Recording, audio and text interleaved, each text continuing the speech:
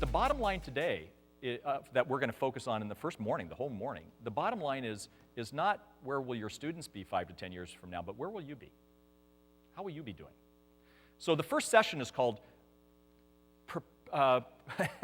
Personal Preparation for Youth Ministry. It's easy for me to say. And the reason we're going to talk about personal preparation before we talk about anything else is because what we see happening in youth ministry today is basically there are two issues going on that people are always talking to us about. And one of the things that's fascinating is that the average youth worker still stays in the church only about 2 years. That's what most studies are saying. Some say 18 months, some say 2 years, and then they're gone. And the average volunteer stays in a youth ministry, youth group, for about 8 months. So say at least one study that Richard Ross did in Fort Worth, Texas. Well, those aren't good studies. Those aren't things that we're necessarily proud of within the world of youth ministry. And so really what we want to talk about is how do you keep that from happening? You know, and one of the reasons why is because there's an incredible tragedy with that. You know, kids aren't walking around going, oh, Guy, I want to have a personal relationship with an adult. I mean, wouldn't that be the coolest thing? But when they do, and then when that adult leaves them so quickly, it breaks them up. It kind of creates a cycle of pain. For the student, it creates a cycle of pain for the church. It creates a cycle of pain for the next youth worker because they don't really trust you if you just came in and they've been through 5 youth workers in 5 years, say. And so what we want to talk about now is this whole idea of longevity. Let me say, first of all, that being in youth ministry is a high call and a high privilege. And the fact is that in most churches today, although it is recognized much greater, they're still waiting for you to go be the senior pastor someplace, or they're waiting for you to get a real job, or if you're a volunteer, they're waiting for you to go work in some other department. And yet it is an incredibly high call and an incredibly high privilege. And because it's a high call and because it's a high privilege, and because of the fact that 85% of the people who make a commitment to Jesus Christ in the church will make it in the church before age 18, or they never will make it. You know, adult conversions are very, very rare still. Your job is even higher. And I'm going to say from the beginning, and although it's not even probably in your notes, I just want to mention to you that there's a spiritual battle that takes place, and it's not just with your kids. The spiritual battle sometimes is with you. I can't speak for Satan, but if I did, I'd go after you.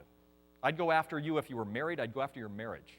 And I'd make what was once a passionate relationship kind of dull and boring and dry and lacking connecting.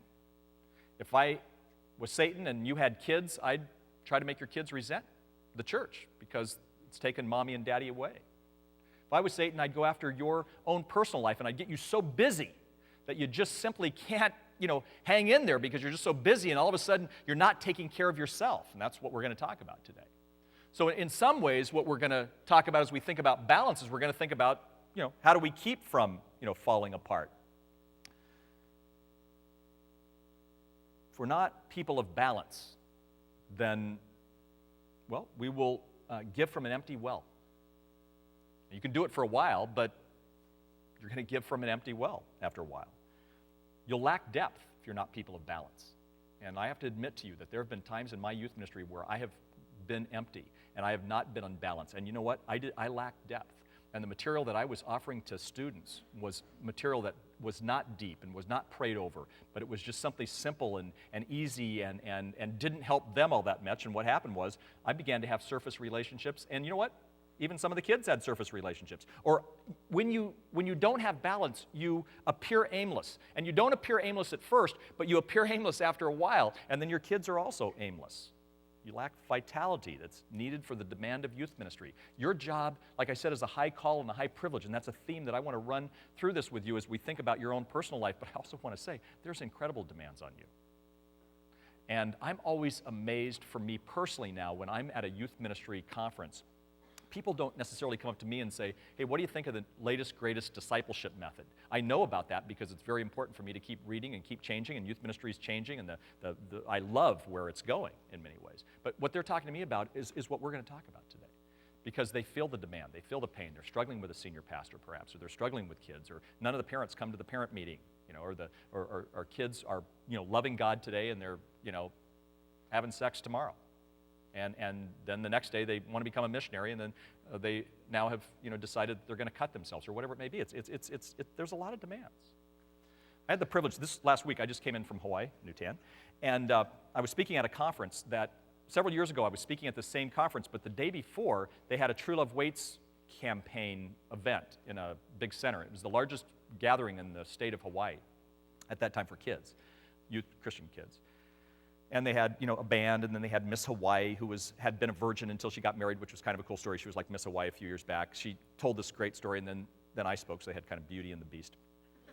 And then I gave an invitation, and a couple thousand kids came forward. They signed pledge cards. You know this, so it inspires you. When a parent sees this, or when somebody who's not seen students make a commitment to God and to their future spouse and to their family, that they would remain sexually pure, I mean, that's phenomenal. And now as a dad of daughters who are that age who have made those kinds of decisions, there's nothing greater. Well, when it was done, I brought these kids forward, and as in some youth meetings, there's supposed to be like a pin to write this out. There's no pins. So, now we have thousands of kids here, and nobody has pins and pencils, and so I'm kind of like frustrated. I'm thinking about that, not really thinking about the spirituality. I had this cross pin. I hand this pin to a kid. I go, I will never see this pin again, and, it goes on. Really cool things are happening. A person comes forward, and they go, like you, and they kind of start laughing, like, you really are coming forward to be, sexually pure, make a commitment to God. They hug, whatnot. And all of a sudden, I look over, and there was a woman named Gail McDonald. Her husband is in Boston, actually. Or was in Boston. I don't know that they live there now, I'm not sure. But he was a pastor of a very large church there. And there had been some problems in his life. He's actually a counselor to Bill Clinton still to this day. And there had been some issues in his life where he had kind of slipped and fallen a lot, I should say. And they were just coming back into it. He'd done all the right things after you fall, and he'd been in accountability and whatnot, and this is something that he wouldn't mind me saying, actually. It's about his wife more than him. And they were just going to speak at this conference the next day, the one I did last week. And she was in the front row, and she is just bawling. I mean, she's not, teared up. I mean, it's neat. Oh, you see these kids, isn't that great? Your eyes moisten. But she's crying. And I said, Gail, how are you? Are you okay? I put my hand on her arm. And then she put her hand on my arm. She goes, Jim, this is incredible. And she said, you have a burning passion to reach kids for Jesus Christ, don't you? Now, she was just a participant. She was just watching it. They'd come in. I mean, I don't know if I was coming to Hawaii, I'd go to some youth event the night before I was going to go speak. I think I'd go, hang out in Waikiki or something. But she was so moved. And she said, Jim, I have a word from God. Do you mind me saying something to you? And she said, Jim, untended fires soon become nothing but a pile of ashes. Now, there's kids running all around, and the band has finally figured out to come back up, so they're playing. And I said, pardon me? And I'm right down here. She's in the front row. I'm kind of now down on the stage. I haven't been spiritually in tune as much as I'm worried about where my cross pin is now, and these kids sign this thing. And she said, Jim, untended fires soon become nothing but a pile of ashes. And I went, oh my goodness. That was God speaking to me. And what I got to say to you is if you don't tend the fire within you, then you will become a pile of ashes, and you will not be worth anything. And the word that is kind of a theme in this is the idea of balance. To be effective in youth ministry for the long haul, you must tend your own fire. Bill Hybels uses a word called self-leadership. And what he says is we all have time, and all of us are leaders. We all have time involved in our leadership, and he calls it self-leadership. 50% of your time should be not on somebody else. This isn't selfish, but 50% of your leadership time should be focused on you. That's why you're doing self-leadership here. Because we're going to pour into you. You're going to be able to take this stuff and move it on. But part of it is, we're moving quite quickly from preaching to meddling in your life, as you'll see. And so it's self-leadership. Today on my radio show, 1.7 million people will hear this story. But Gary Smalley we're talking about something called self-care. And Gary Smalley is saying that the greatest thing that he has learned, and this is a man who's in his 60s, and it's somebody, I mean, these kinds of people I want to spend time with, and I want them to be mentoring me. And so in many ways, I just ask these people questions. And so I said, what is the most important lesson you've learned? He says, it's self-care, Jim. This is a guy who's had a heart attack. This is a guy who's been in front of millions and millions and millions of people through his ministry. I mean, he would be every one of you would probably know his name. And he said, it's self-care. I said, well, that sounds selfish. What does self-care mean? He says, self-care means that I'm taking care of my spiritual life, that I'm taking care of my physical life, that I'm taking care of my relationships. He said, Jim, and he was a youth pastor years ago. He said, Jim, from the time I was a youth pastor until now, some of my kids would resent the amount of time that I spent trying to help everybody else. He says this today on my radio program. And so self-care, self-leadership is sort of what we're talking about. And there are several keys to maintaining balance, but I actually want to look at 3 for most this morning, okay? And the first one is simply key number 1, if you would, is balance starts and continues with choice. I mean, it sounds simple. Of course, we say this. I mean, that's where it's at, but let me give you a quote. and I love this quote. It's from Richard Swinson from his book on overcommitment. He says, life is never kind to the areas we neglect. There isn't one person here who would want to neglect their relationship with God. They would not want to neglect their relationship if you're married, with your spouse or with your family, or neglect the relationship with your body, with your intellect, with other things. But you know what? Because of the demands of youth ministry, the fact is that balance starts and continues with choice. We have to make a choice. And we have to end up making that choice, and then that choice is a continual process every single day. I see that when it comes to my eating habits. I see that when it comes to my wanting to be in the Scripture. I see that when it comes in terms of, am I going to be an okay guy in my relationship with my family, or am I going to be a dud with them? I see it in terms of the discipline of reading. I see it in the discipline with so many things. It's a choice, and frankly, it's a choice that has to, every day is a new day. Okay? And even if you just use the illustration of eating, we all know how to eat right, and we all know how to exercise right. We all don't do it right. Most Americans don't.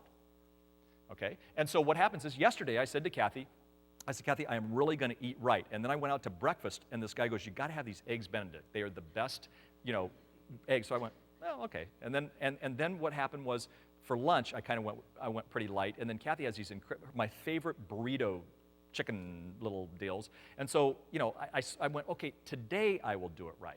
Okay? So today I had a cup of coffee, and that's it. I went by Carl's Jr., a local hamburger place, to get, something just real quick, and the line was too long, and so I didn't eat. So you know what? I have to, again, recommit this, just like, and it's an eating illustration, but frankly, it's our illustration if we're going to be effective in the long haul in youth ministry. It's a decision I have to make with my relationship with Kathy, with my relationship with God.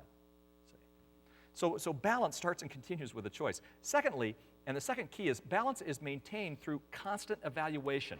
This is a biggie for me in my life right now, what I'm realizing, is you need to set up reflection times in your week and in your month and actually in your year. And sometimes you have to ask some pretty painful questions. Questions like, how balanced am I currently? And you know what? There are seasons of life. Anybody have preschool children? In a youth ministry thing, there's tons of you, of course. Well, I just saw that the most stressful job in America is a physician. Second most stressful job is a minister, that would be you. And the third most stressful job is a mother or father of preschool kids. So a lot of you have kind of like two of the three most stressful jobs. I actually have a friend who has preschool kids. He's in youth ministry, and his wife is a surgeon. So you know what? They got all three of them going on there. Okay, but how balanced am I currently? Next Tuesday morning in my support group, our group is going to look at our goals that we created at the beginning of the year. And part of the drive for me was, spiritually, relationship, these various things. And I'm going to have to look back at them, and it's not going to necessarily be pretty. In fact, when one of our leaders said Tuesday, one of the guys there's 5 of us that meet every Tuesday, and he said, we're going to look at our goals next week. We all of us went, oh. Because we haven't kept all our goals going. But we need to, on a regular basis, come back and evaluate that. And so we're going to have to ask questions like, how balanced am I currently? Okay. Next is am I making time for my vital relationships? You have 2 types of relationships. I mean, you have more than 2, but to oversimplify it, you have people who are what I call VDP, very draining people, and we all have those relationships. You just hope you're not the VDP for whoever's sitting near you. But we have very draining people, and part of ministry is draining. And it could be your work environment. It could be your family environment. It could be your school environment. There's people who are going to be draining. But also, as you begin to look at balance, do you have vital relationships, what I would call replenishing relationships? I find that when Doug and I get together, there is incredible replenishment. And we don't proactively do it enough. We both have this thing where we go, God, wouldn't it be so great to, just to hang out. And when we hang out, I mean, it's all, for both of us, what's weird. We'll go out for lunch. I know we're both on a time schedule, and we probably, every time we do this, we go kind of longer than we had planned. And the second we're in the car, we're calling our office, switching things around because it went too late or whatever. But you know what? It was because it was replenishing. And it wasn't even a focused Bible study or something like that. I'm realizing more and more in my life that to stay balanced, I need to be around replenishing people. Who replenishes you? And are you proactively going after them? And do you have these vital replenishing relationships? Another one, are your batteries being recharged? I was trying to use my cell phone yesterday, and you know what? My battery died. I didn't have any little plug going on, so guess what? I just didn't use my cell phone. Well, you know what? That happens in our own life when our batteries aren't. And for me, I'll tell you what. Ask me, are your batteries being recharged? Because you can ask me this, are you exercising? Are you eating? Are you spending regular time with God? And are you with replenishing relationships? And if I am doing that, then my batteries are charged. If I'm not doing that, and if there's not some rest in my life, then my batteries aren't charged. Now, I've just been on a vacation, laying on the beach in Hawaii for a week, and so I'm ready to go. Give me anything. I'm there. In fact, I woke up at 2 o'clock this morning. I was thinking about what we were going to be talking about today. I woke up at 2 o'clock, and I wait, in Hawaii right now, it is 11 o'clock in the evening. And so, then I'm like wide awake. But you know what? It doesn't matter because I've been replenished because I took this time of rest and this time of, enjoyment. Obviously, you don't go to Hawaii every time. But, are your batteries being recharged? And then where do I need to make some changes in order to be more balanced? Now, in your notebooks, I have a list of the questions that I ask for myself this year. Can I borrow your notebook, by the way? And I want to just read them and make a couple of comments to you, but these are my questions. They don't have to be your questions. And actually, I was doing a Bible study out of Romans 12, 1 through 3, and for my support group. This wasn't for some big crowd or whatever. And it was interesting. It was the same week as a purpose-driven youth ministry group got together, and so I just brought my questions. It looked like they were all formalized. These were just the questions that I worked with three different groups. My support group, my wife, Kathy, and by the way, we both have a wife, Kathy, so we're not married to the same person. When you hear him give a Kathy illustration, I give a Kathy illustration, okay? And then thirdly, with my friend John Wallace, who's the president of Azusa Pacific, and I spent 3.5 hours with him on these questions, and it was all focused on me. And I'm not the guy, I don't want the focus on me. And yet, at Starbucks, we're sitting there, and we're working through these questions, and he's just nailing me. Well, these are the questions. Is it working? Is life working? It's supposed to. Not supposed to be perfect, but it's supposed to be working. So the question I have to ask for me is it working? Is my marriage working? Is my relationship with my kids working? Is my ministry working? What's not working in it? And those are evaluation questions. And I find that I could spend an hour just looking through those that one sentence there. Am I focused? And am I focused on the right stuff? I'm one of these guys who can kind of go ADD real quick. I can be going this way, and I can all of a sudden go boom. And all of a sudden I realize I am not focused on what I need to be focused. I have a sign in my office that says, today did we move the ministry along, and did we move it forward? Because there are days when we may not. Luckily, I have people around me who do that really, really well, better than I do, but am I focused? What do I need to do to sustain my life, my family, my health, my ministry over the long haul?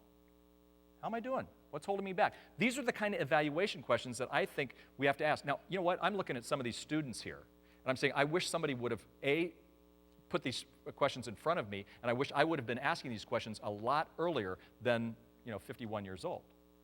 Because I think some of the things that I look at in my own life that I don't necessarily regret, but I look back on and go, God, I could have done so much better, is because I wasn't asking these questions hard enough. This is an area that we need to spend some time on. I love this one. Is my character submitted to Christ?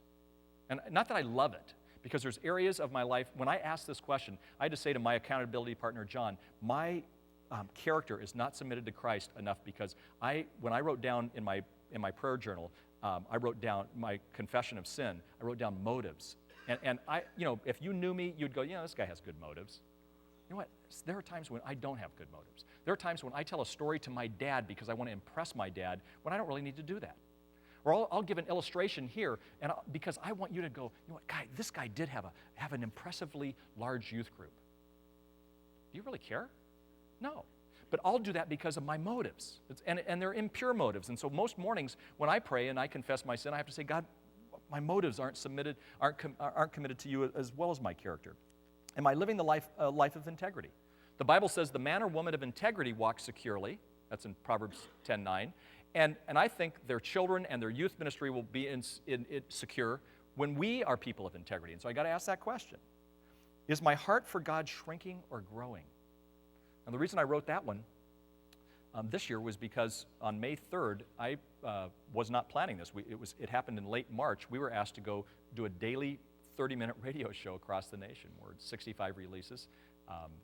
Today, people in Tampa and New York and Chicago and Dallas and Denver and all up and down this coast. And we'll hear a program. It'll be me interviewing Gary Smalley, talking about self-care. But in that, I got so busy. And I had to admit to the board at Homeward, where I work, I had to say, I really fearful right now because I feel like my heart is shrinking for God instead of growing for God. I'm so busy. It's a fire hose that's coming at us right now. And you can do that for a short season. And there are seasons. Please don't think that Doug is not always balanced. I am not always balanced. But these are the things we're striving for, and these are the things you want to be striving for. And this is where the rubber meets the road when it comes to people that you're working with also in youth ministry. So is your heart shrinking for God, or is it growing? And I had to look at myself and say, you know what? It is shrinking. It didn't mean that I don't love God. It doesn't mean that I looked good on paper. But, I had a fear moment. I'm not talking about the fear that you have in the Psalms where you have fear for God, a reverence for God. I had a fearful moment going, and I found myself cheating in terms of my devotional time, cheating in terms of my relationship with Kathy. Took her to a movie. I was so tired. I took Kathy to this movie. It was our date night, and then I slept through the movie. Okay. Well, I wasn't engaged with her. We can all sleep through a movie. It's not like that's the biggest sin in the world, but I'm just simply, it was actually a pretty good movie. I was kind of bummed I slept through it. But I wasn't engaged with her. But I had been engaged with everybody else all day. I was fine for them, but I wasn't for her.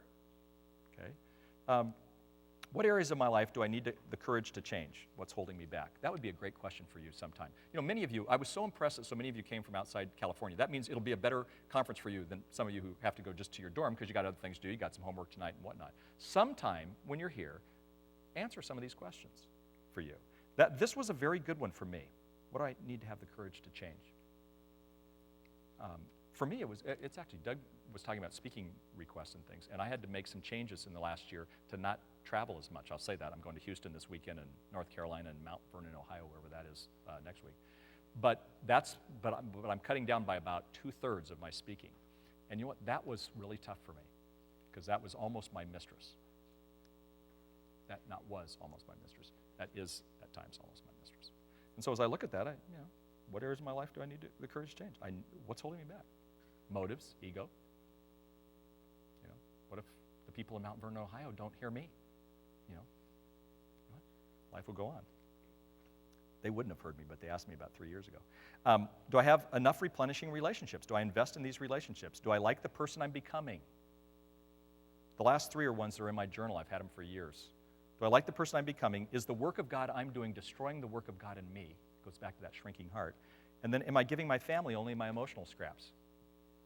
There are times when I am so good for a kid, when I am so up for you, and yet when it comes to my family, I come home and I go, I'm just too tired to kind of, deal with it. Well, we got to make some changes, and those are the kind of questions. You're not hearing from perfection here. You're hearing from a person who's trying to desperately to keep in balance. And balance means that you go over a little bit and then you come back. You go over, you come back. It's a constant daily decision that you've got to make. Okay. Last one is balance is only successful with a plan. Back in the days when Doug was in my youth group, somebody probably gave this to me and then I started doing it, and I just saw in a book that somebody quoted me as if it was mine, but I'm sure I stole it from somebody else. He or she who aims at nothing gets there every time. And so a lot of us, we don't have balance because we're not aiming for that, see? And so what I want us to reflect upon before this first break is I want us to move into spiritual balance. I want to talk about intellectual balance. Remember, what we're talking about is personal preparation for youth ministry. And as we think about personal preparation for youth ministry, we're going to talk about youth ministry here. Although and we'll talk about it, after lunch. But we're going to talk about youth ministry in the context, a lot of times, in terms of your own personal life today. And this is the kind of stuff that lasts. And really what I'm learning is that you can read books, and you can hear people talk, and you can listen to tapes, and you can do all this kind of stuff, and I encourage you to do that. But part of it is going back to this idea of balance in your own life. So let me go from meddling now to really meddling, and let's take a look at spiritual balance. I've got a couple of ideas here. I actually challenge you to write a couple of these down. The first one is deepen your own devotional life. You go, that is so simple. You mean I flew all the way from wherever to hear some guy say, deepen your own devotional life? Yes. The Bible says in 1 Timothy 4:7, discipline yourself for the purpose of godliness. Paul gives that advice to Timothy. In your notebook it says, out of the NIV, have nothing to do with godless myths and old wives' tales. Rather, train yourself to be godly. When you become a Christian, as a Christ follower, it is a free gift of God. It's nothing you did. But to become a disciple, To become a person who's balanced, you've got to roll up your sleeves and work at this. You've got to discipline. There is training involved in it. And I'm not talking to just a general youth ministry crowd, and I'm not talking to a bunch of kids. I'm talking to leaders. And as leaders, we've got to rise above. The bar is raised. You're going to hear from Doug and myself all day. We're talking about basic youth ministry all day. But what we're also going to do is we're going to raise the bar for you. And part of that bar is it takes discipline. You know, it's funny. I remember this, and it's not in my notes, or it won't be in your notes when you get the CD, but I was thinking about Doug. And when Doug, I wrote a book called The Youth Builder, and I wrote it in 1988, and it was updated sometime in the 90s. And for about 10 years, it was the book that, you know, these students would have read. Many of you, probably because some of you were kind of older types, you probably read The Youth Builder because you had to, or at least you had the book from your class or whatever. And then in 1998, his book came out, Purpose Driven Youth Ministry, his first kind of major youth ministry text. And Doug, you may remember this. He sent me the manuscript, and it was wonderful. And I just went, this is the book. This is the book that's going to change youth ministry. I am so privileged because there's some international travel in my life. Everywhere I go, people, you know, show me this book. You know, they don't know my book, but they know his book. And we were at a Denny's restaurant. He's a big spender. He was buying. And what's really bad with him is he kind of goes, okay, you can have anything from $5 below, okay? And then he goes and gets, you know, the Denny's breakfast Grand Slam, you know, $6.97 one, but, you know, I'm not bitter. And I read his whole book. And you know, you do that for a friend. You don't do it, you know, I endorse these people's books. I'm kind of embarrassed sometimes because I've kind of glanced at the book and then I write, you know, the best book I've ever glanced at. And that's funny. But anyway, that is so embarrassing if any of you have ever had me endorse your book and I just said that. Doug, I've glanced at a couple years, that's right. But anyway, I took this as God's will for my life to write this. Every page I had written stuff on it. And yet, I honestly believe, and you know, great for me to say this since, you know, I still make money by selling books too. I felt like his book was going to just absolutely become, you know, in the next youth builder, and it did, and then more. And on every page, I had notes. And he's probably going, oh man, we spent 4 hours together. I said, Doug, this is the most important book in youth ministry that has ever been written. You've got to go back and you've got to switch some things. And I remember this, and this is a personal story in many ways, and we haven't talked about it. He didn't give me permission to say it. And I watched his Adam apple kind of go, but he knew it. And you know what, he went back, the book was actually delayed a little bit, and he went back and he honed it in. He trained, he disciplined. See, what I'm saying to some of you is that's what we've got to be able to do when it comes to even the spiritual discipline. You know, we say to kids all the time who have just become a Christian, we say it is not an option for spiritual growth for you to have a daily devotional, and yet the majority of people in this room don't have a daily devotional. And the reason I know that is because we at Homeward, now where I work, but it was called Youth Builders, we would have youth ministry trainings, and we'd have a small, intimate group of people, and we'd ask them, we did a lot of polls and questions, and where are you at, and what are you doing, and all this, and we'd say, how's your devotional life? How's your time with God? And the vast majority, these are key leaders around the United States, just like many of you, and the key leaders are saying, we don't do it. I mean, because when we're doing our devotional, we're working on our Bible study, we're working on this, we're trying to make that happen. What I want to say to you is it takes spiritual balance, but it takes discipline. And I am not proud to say that, you know, I wasn't doing it at the beginning. I became a Christian in the hallowed shadows of Disneyland, where I grew up, in 1970. Some of you weren't born in 1970. That really is weird to say, but I realize that. And so I became a Christian. I wasn't raised necessarily in a Christian home. And went to Zeus Pacific, got married, went to Princeton, came back, started at the church where Doug was a junior higher at. Right after that, I started speaking nationally for youth specialties at age 24. So I had a great opportunity to have a national platform when I was really, really young. I actually had hair when I first started. And yet I had a horrible devotional life. Now, it wasn't like I never did it, you know, and it wasn't like I was some kind of anti-God person, but I just sort of never got around to it because I was always so busy that I missed this thing. In 1987, I'll never forget it, my daughter Christy was born in 1987. Or no, my daughter Heidi was born in 1987. I'm good with the kids. And it was 1987. I already have children. I've already been, you know, speaking nationally. I already had, 1988 was when the Youth Builder came out. I'd written a number of books by then. So I'm being used, you know, in certain ways. And yet there's this unbalanced person saying, I'm not even spending time with God. And I had great talks nationally at kind of nationally and international like youth conventions, because that's what I was speaking at that time, on how to have a daily devotional, and I'm not doing it. Talk about a hypocrite. Not a hypocrite because I was out drinking or in the arms of another woman or whatever, but man, I was tension in my life. I'm in my bedroom doing my devotions, and all of a sudden, I'm overwhelmed with shame. And I don't think God is a person who guilts us and shames us all that much. There is real guilt, there's false guilt, and God is a God of grace, and He does bring true guilt into it. But I was in shame because I'm going, gosh, I just don't do this enough. So I got on my knees, which I at that point didn't do enough either. And I got on my knees and I said, God, I am so sorry for the lack of time I spend with you. And I actually kind of expected to hear a voice from God say, you are such a spiritual wimp, and you are such a hypocrite, and you are such a punk, because those were tapes going on in my mind. And I kind of felt a peace. And so I said, God, I want to give you 2 hours a day. And the reason I want to do that was because I hear that Billy Graham does that most days. And there was also a guy at Princeton he was a Korean, and he gave God 10% of his time. And he worshiped God 10% of his time every day. I mean, it's phenomenal. So if they can do it, I can do it. I went, yeah, right. So I said, no, I can't do the two.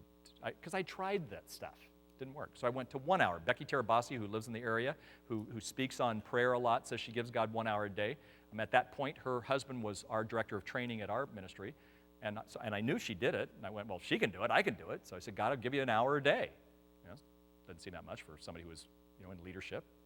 But, yeah, right. Half an hour. Yeah, right. I'll fail again, because I'd been failing from 1970 to 1987. And finally, I said, in prayer, I said, God, and I realized it's a very personal illustration, but I said, God, I want to make a vow to you that I'll give you 20 minutes a day. And I almost felt then, because of the tapes, that there was a hand that came out of heaven and said, you wimp, you spiritual wimp, 20 minutes. There are kids who are spending more time than 20 minutes than you. And you know what? I felt just the opposite. I felt kind of, and again, this is a presence, and we're in Assembly of God Church, so I can say this. I felt God's Spirit say to me, wow, that's great. My dad is 87 years old. And when I call him, sometimes I don't have anything to say to this guy. I mean, we've said it all. And he's kind of infirmed right now, and I might talk to him for 2 minutes, and then he always says, and it kind of always gets to me, he goes, Jimmy, thank you so much for calling. You just made my day. I think, God, why don't I do that every day? And then I felt, this is 1987, I honestly felt like what my dad is saying now, that's what God said. Great. He wasn't putting me down. Just spend some time. What I want to say, and 20 minutes may be too long for some of you. I challenge kids through 2 products that I have called No Compromise and Addicted to God. I challenge them to spend 50 days with God. Spend 5 minutes a day. Take weekends off. I'm just saying that if you create a habit, you'll create a habit for a lifetime. It only takes 3 weeks to form a bad habit, so it means it takes 3 weeks to form a good habit. So as we think about our own spiritual life, either be affirmed like crazy because you do walk with God on a daily basis, or be challenged. And maybe those moments are your most important. Back then I did that. And I, that year, went through the 1-year Bible. Okay? And I had never read through the Bible. I had a seminary education. I had a religious studies major. I'd never read through the Bible. And I read through the Bible. And you know what? That particular day, it was December 31st, when I read all of Revelation and half of the Old Testament, because I hadn't made it through the way I wanted to, I felt so good, because I didn't do it every day. Okay? Today I'm on the 19th. What is the date today? Because I did my devotions today, and it's the 19th. What's today? 21st. So I'm close now, because you know what? I've been doing this ever since. That doesn't mean I'm spiritual. It doesn't mean that I hardly even remember what I was thinking about today, because I was thinking more about you than I was thinking about what God was going to speak to me on the 19th in my 1-year Bible. But what I want to say, and then I take a little journal, and I write acts. I taught kids this, so I might as well do it. Acts. Adoration, confession, thanksgiving, and supplication. And because I am actually better at communicating with God in writing and with others in writing than I am speaking. So, and plus because of my, not that I probably have ADD, but because there's kind of that part of me, I wouldn't be as focused. I've probably prayed for Doug since 1987 more than I did before, because he's a part of, when I write supplication, I'll just put DF. And there's it's kind of a liturgy. I just write certain people every day. Okay. So today, I wrote part of a psalm that was a really cool psalm that was on April 19th. And then I confessed some sins. And then I wrote Thanksgiving, and I wrote Thanksgiving for you. I knew that there would be, Rick Kruger, I didn't even know, where are you, Rick? I haven't said hello to you yet. I just knew you'd be here, and I just went, thanks for Rick. Doug's neighbor years ago doing youth ministry. I just went, thank you. And I wrote his name down because I was thinking about, I was very focused on this. Tomorrow I'll do some others who I didn't even realize you were going to be here. But I thank God for this privilege. I mean, what a privilege. I mean, do you realize you're going to sit for 2 days and listen to Doug and myself speak? I mean, I thank God for that opportunity, that privilege. I mean, think about somebody listening to you for 2 days. You know, it's humbling. It's not like, ooh, see. And then in supplication. You know, and I thank God for Doug. And it's funny, I thank Doug. I started to say, I put Doug and God together, and I thank Dog. I thought you were a dog at times. I thank God for Cindy, who's my assistant, who's right sitting in the back right there. There's that wonderful blonde person over there. And I thank God for Marge Fields, because I was totally into this. Well, the reason I'm taking all this time is just to simply say, it's the basics. But you know what? I don't remember what I ate last Thursday, but I'm prepared for today because of what I ate on Thursday. And what I'm saying to you is, this is a very important part. You're going, how is he going to get through the outline? I'm spending more time on this because I see this as so critical, spiritual balance. In fact, if you would go back in my life, and this is a very personal very personal, I realize all morning we're going to talk this way. But if you go back in my life, about 1987 was where I think the favor of God and the anointing of God came into my life in a deeper way. And I don't think it's because I went to some speech class.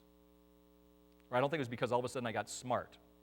I think it's because I started praying more. And so what I want to say to you is that there are days you're going to miss. I mean, my goodness, there are days I miss. I can't go, oh, guy, I'm unbalanced. No, but you know what? Today, it's now, after all these years, it's a part of my life. And I want to challenge you to think about spiritual balance in the same way. I love what Martin Luther said. It's in your notebook. He was overheard saying anyway, I have so much to do today, I must spend 2 to 3 hours this morning with God in order to get it all accomplished. See, I'm not saying we all should spend 2 to 3 hours, but I'm simply saying, you know what, he had the right deal. I have so much to do that I've got to spend time with God. I'm very impressed, and I don't know if there are any Catholics in here, but I've been so impressed with John Paul and actually the new Pope, what they're saying in terms of the amount of prayer they have to spend. You know, these are people who spend time with God for hours, and yet they're really busy. I think I'm busy, and then I look at what happens with these people. And Martin Luther in this, he's right. You know, I read a lot of biography. And I love reading biographies of Christian men and women. And I love reading a biography about somebody who might be a Baptist, and then there's one who's be an Assembly of God, and then there'd be one who's, kind of wild and crazy Pentecostal, and then there's a missionary and all this. And you know what? They have all these different styles and different things, and even different theologies, but they have one thing in common: the great men and women of God. And even the ones who don't have biographies about them, is that they spend time with God. And I'd be very clear with that with you. You start finding me people who are being used by God in great ways over longevity. I'm not talking about people who could be flash, but I'm saying people over longevity, and they spend time with God on a regular basis. Well, you may need to establish some goals and some boundaries, some accountability with others to make that decision. You make appointments with others, why not make an appointment with God? Everybody in here made an appointment this week, probably, with somebody, okay? And, it may happen next week when you get back at work or whatever it may be, and we have standing appointments with staff meetings and things like that. What about a standing appointment with God? And I think for many, if you're struggling with this, then I would say utilize a plan. It might be the one-year Bible. My wife thinks that is really dumb, that I just read through the one-year Bible. I mean, she doesn't think I'm dumb for doing it, but she loves the Scripture, but she likes to study it. So her devotional time is she'll have a book, and she'll work through the book. Sometimes she'll have a little workbook. She may be the only person in America who is still doing purpose-driven life because she's reading that. That's her devotional, again, in Hawaii. I went, hey. She goes, yeah, I'm on day, 38 or whatever. Okay. And so that's part of her devotional time. She doesn't do it my way. So it doesn't mean everybody should read the one-year Bible. It doesn't mean everybody should do it that way. Find what works for you in terms of your special time with God, but do it. Okay. That's spiritual balance. Find books and devotional writers, and I call this, and I'll talk about it a little bit, but I call this offensive reading, not defensive reading. And find books that mean something to you, and writers that mean something to you. For example, I'm really into a guy named Gary Thomas. And how I learned about Gary Thomas was because Bill Hybels kept quoting this guy. I went, man, who is this guy? So I went and bought one of his books, and now I love Gary Thomas. Devotionally, I'll read any Max Lucado book. I just read it devotionally. I'll read it as part of my kind of one-year Bible thing. Because, again, he reaches me for some reason. He may not reach you. I know Doug likes Ken Geyer, A.W. Tozer, these kinds of people. Figure out a way to get involved in it and do it. What are some devotions that you all use? Give us some input. I mean, what's some devotionals that have been meaningful to you? Because part of this is not just us talking, but the beauty is, it breaks and things like that, and at moments like this, give me some devotional ideas that have been beneficial to you. What's a drop dead beautiful devotion that really has helped you or helps you? Chambers. What is it? My utmost for his highest. Absolutely. I actually had it in my notes and didn't say. Henry Nouwen, phenomenal writer. Philip Yancey. And you're getting the right ones. So, if these are names that are familiar to you, and you go, gosh, like when he said Henry Nouwen, I thought, I just need to read a Henry Nouwen book right now. I feel that need. Wish I would have taken it on my vacation. Okay, and and those are kind of books that you can read over and over again. Philip Yancey, deep depth.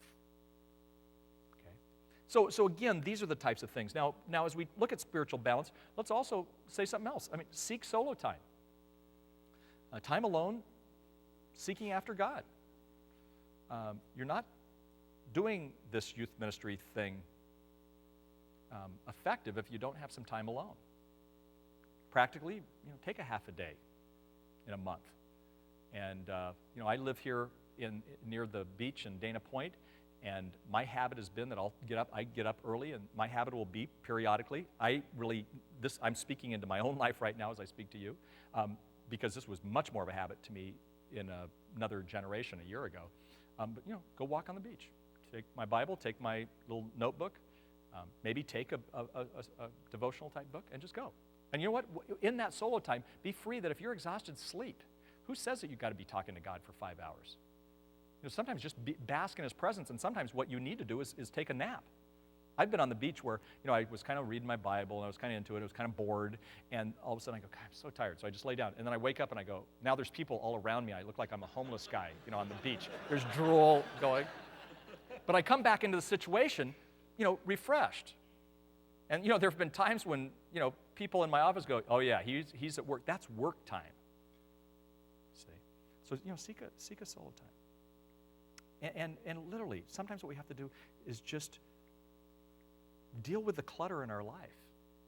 The clutter's still going to be there. Cindy and I have a conversation that we say a lot. When we die, our inbox is still going to be full. And for me, when I say I need to go take 3 hours to do a solo, like I'm going to block out some time in 2 weeks. I've been on solos, for this last this last week. But I'm going to block out some time. I'm actually going to do it when I'm traveling. And so I'll block out some time on following Monday. And in that time, you know what? It will be so easy for me to buzz right back in because my office is going to be needy. My family potentially will be needy because they'll, whenever I leave, the toilet, breaks and things like that. And what I have to do sometimes is just put that stuff aside. And I'm always amazed that when I have solo time, when I do the spiritual balance thing right, then what happens is I am more refreshed to get more done in a shorter amount of time than just dragging my heels. Intellectual balance is another one. It's at the bottom of page 6 in your notebook. You maybe want to write this down. And this, again, we have moved, obviously, from talking about the nuts and bolts of youth ministry, practical ideas, to meddling into your life.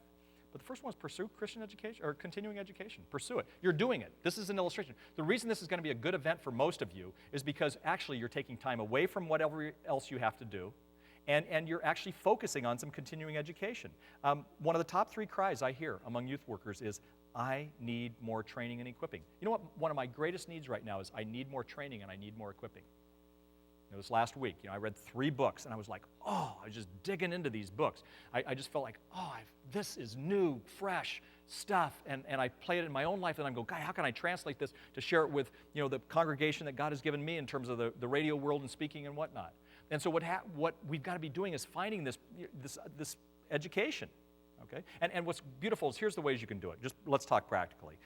Local Christian colleges and universities. When I was first in youth ministry, no colleges had this. When I was at Princeton, I took one class called Christian Education of Youth, and halfway through it, I was the area director for mid-New Jersey Young Life.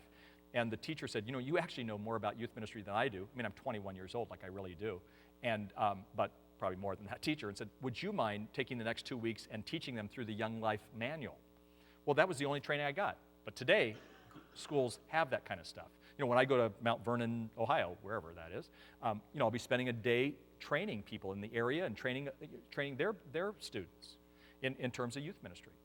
So in terms of doing that, today you can go to Christian colleges and Christian universities. You can actually go and get degrees, obviously, but you can also just do it in terms of continuing education. Training conferences like this one.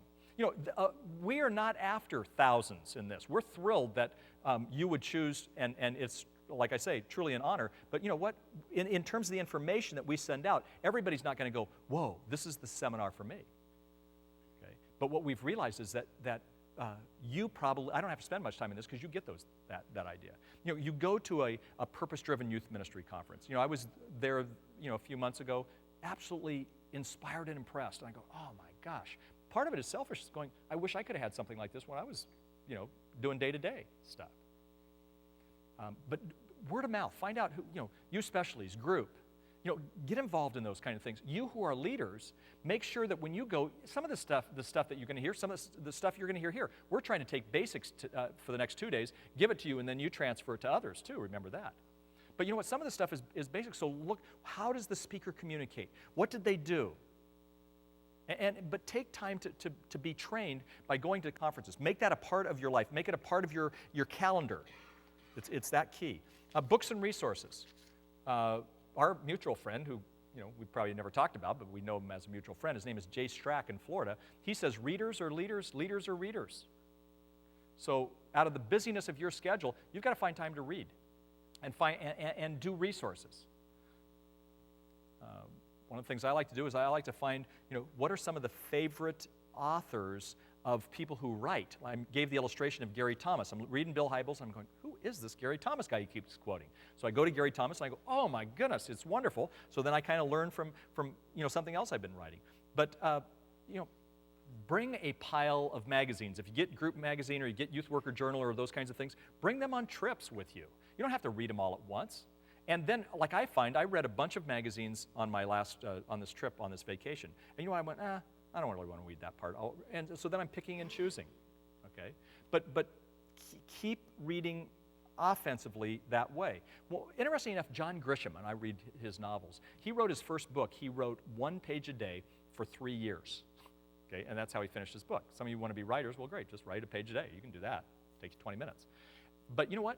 But do that in terms of reading. Have a book and just kind of work through it slowly.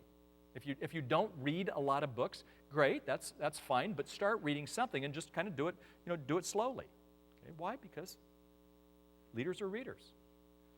Ask people who you respect. Okay? Tapes and CDs. Okay? I spent $200 last week at this conference that I spoke at. And why I did it is because these were fresh speakers. I didn't know who some of these people were. I loved the topics, and so I just bought CDs.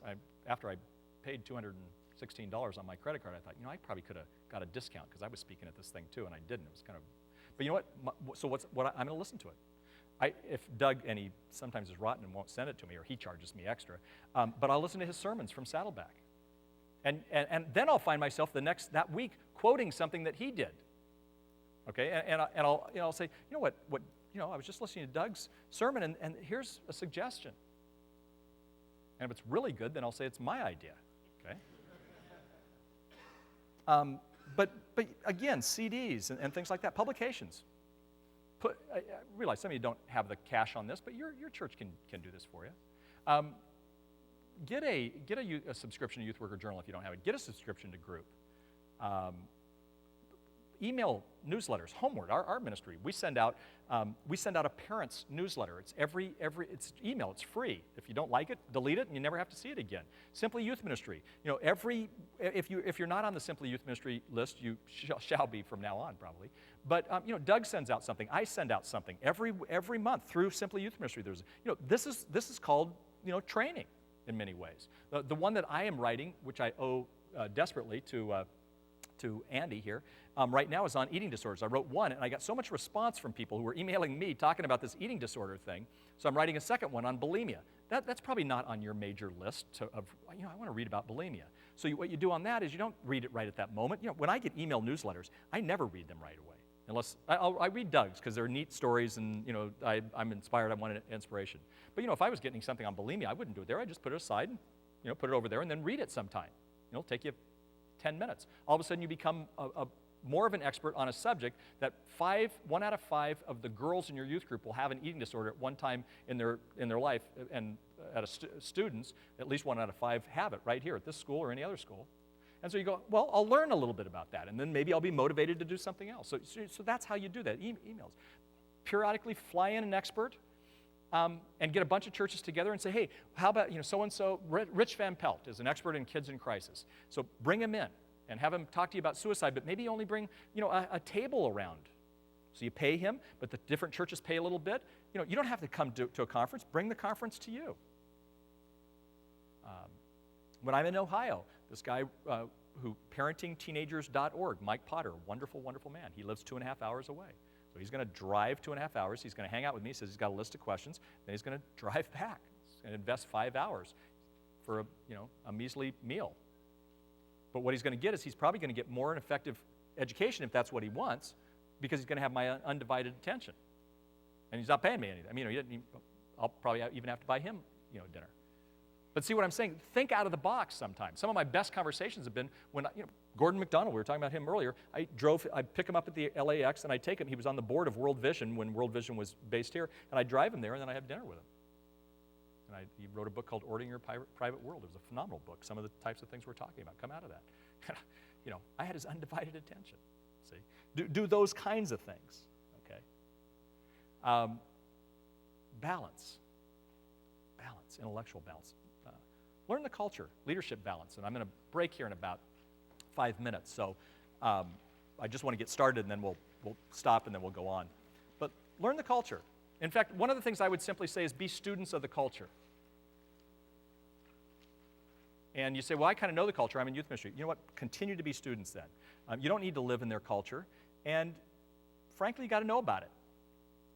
I was having a conversation with a girl who was at our house last night for dinner, Pip.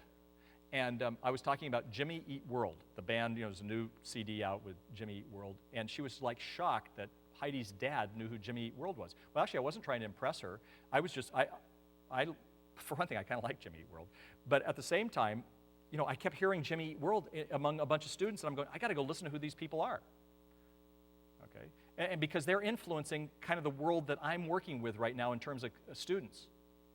So that doesn't mean that I'm going to, put a Jimmy Eat World tape in all the time. Although when Doug gave me an iPod, and I actually had him buy me one song, and it was a Jimmy Eat World song, and I play it every day, of course, along with his tapes there on my iPod as well. But anyway, learn the culture. Okay, how do we do that? Well, I think we do that by reading youth-oriented magazines. There are Christian magazines that you can read. Campus Life. I look at Brio and Breakaway, and I read Campus Life. I actually write for them, too. But I read those. And the reason I do that isn't because I'm going to get great spiritual depth. It's because I'm going to see what the topics are, because if I'm going to talk to students. This last week I spoke to students in Hawaii as well, and so I was talking on a topic that I'd actually looked at from something else. Okay, so again, read youth-oriented magazines. Watch what they watch. So I watch the OC. The reason I watch the OC isn't because we are now in Orange County. Every kid is like Orange County, but it's because the world that I'm living in is very influenced by the OC. And it's also one of the most highly rated television shows ever watched by students, and so I watch the OC. And what's interesting is I'm not watching it because two, beautiful girls are now kissing each other, and it's, there's so much trash in there. But I thought, I need to be able to comment on that. Because if the OC is an hour show, the average leader in the church spends 1.4 hours a week, youth leader or kid spends 1.4 hours a week in church. They're spending an hour of that, another hour watching the OC, 10 hours a week, MTV. So I've got to be able to do that. I watch MTV. I watch MTV Video Awards and can kind of, and I sit with my kids. And we sort of comment. It's a running commentary. I don't think MTV is, the most spiritually edifying, event in life. At the same time, I'm really glad, culture, that just last year Janet Jackson showed her breast. I may be the only Christian who is glad about that. The reason I'm glad is because parents finally saw, it was a MTV sponsored thing, and parents finally saw that what their kids are watching. So I went, cool. Our kids can see that kind of stuff every day. See? But again, watch what they watch. Read what they read. Listen to what they listen to. Ask questions. And then also, and it's in your notebook, but register for culture newsletters. Learn the culture. You don't have to be an expert. You don't have to like it necessarily. Read what they read. Listen to what they listen to.